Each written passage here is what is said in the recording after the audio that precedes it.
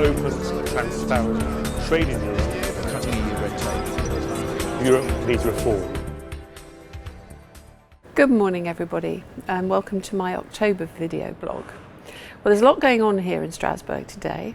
One of the most interesting and actually quite historic issues. We've got President Hollande of France and Angela Merkel appearing together.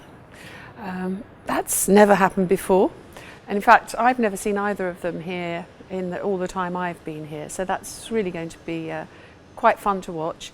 I won't have much chance to participate, I'm afraid, because the debate is very limited to the leaders of the group, but I look forward to hearing what the leader of our group, Syed Kamall, has got to say. And I look forward to hearing their united front on things like immigration.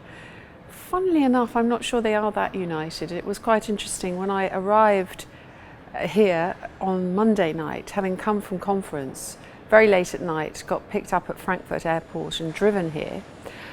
So about midnight, trying to cross the border between Germany and France, and the border was shut. They had lined up, there were hundreds and hundreds of lorries that they were checking one by one, and we had to take a detour and go a completely different way. So borderless Schengen Europe, it doesn't seem to be quite the thing that it was, and this is a good thing because clearly the movement of people across Europe, whilst a very important European principle, does have to be tempered with pragmatism.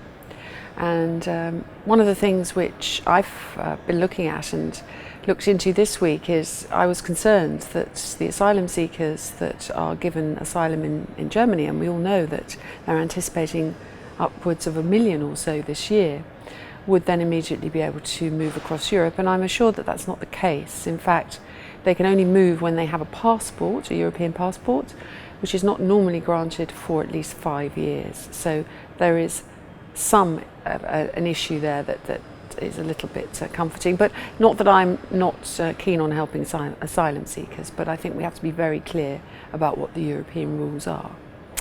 So apart from that, we had a very interesting discussion yesterday about Volkswagen and the issue for people with Volkswagen cars. I'm particularly concerned on two fronts. The first is what happens to the consumer. I've got many constituents with Volkswagens. What happens to them? And things are not looking too bad on that. It seems that by the end of next year, they will have been fully adjusted as at Volkswagen's cost.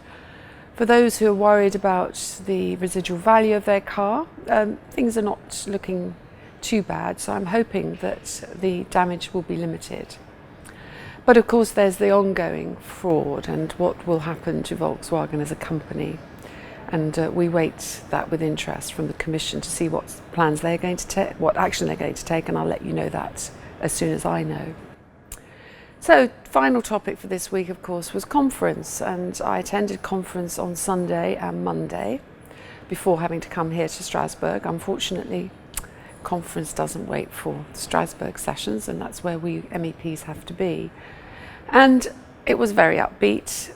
Everyone was happy, of course. We had a lovely Southwest dinner on the Sunday night where I think quite rightly we all felt rather smug and self-congratulatory about how we'd won the election for the party in England particularly. It's maybe a little overstating it, but I do want to give my congratulations yet again to all of us who worked for that victory. We had a remarkable time in the Southwest. And also take our hats off to those candidates, the few in the Southwest who did not win their seats. They worked just as hard too, so it was nice to take the opportunity to speak to a couple of them and encourage them on their political journey. So this afternoon we'll have Angela Merkel and Hollande here in Strasbourg. David Cameron will be speaking in Manchester at lunchtime. So a good day all round for sitting, listening and enjoying participating in politics.